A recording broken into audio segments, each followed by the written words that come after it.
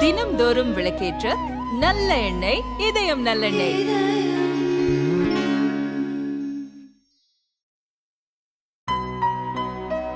இனிமே கண்ணை மூடிட்டு கடலை எண்ணெய் வாங்கலாம்.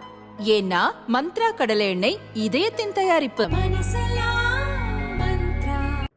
சட்டவிரோத பண பரிவர்த்தனை தடை சட்டத்தின் கீழ் அமைச்சர் செந்தில் பாலாஜியை கடந்த ஆண்டு ஜூன் மாதம் அமலாக்கத்துறையினர் கைது செய்தனர். அவர் வகித்து வந்த மின்சாரம் மற்றும் மதுவிலக்கு துறைகள் அமைச்சர்கள் தங்கம் தென்னரசு, முத்துசாமிக்கு ஒதுக்கப்பட்டன. செந்தில் பாலாஜி இலாக்கா இல்லாத அமைச்சராக தொடர்வார் என தமிழக அரசு அறிவித்தது. மறுபுறம் செந்தில் பாலாஜியை அமைச்சரவையிலிருந்து நீக்குவதாக கவர்னர் RN ரவி அறிவித்தார். பிறகு அந்த அறிவிப்பை நிறுத்தி வைப்பதாக சொன்னார்.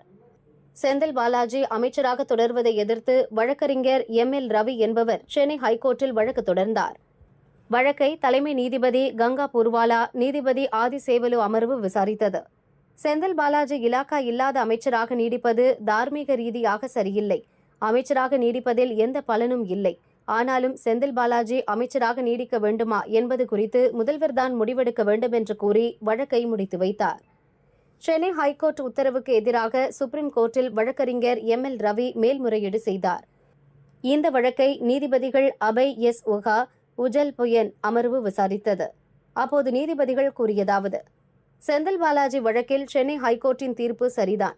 இந்த விவகாரத்தில் சுப்ரீம் கோர்ட் தலையிட வேண்டிய அவசியமில்லை.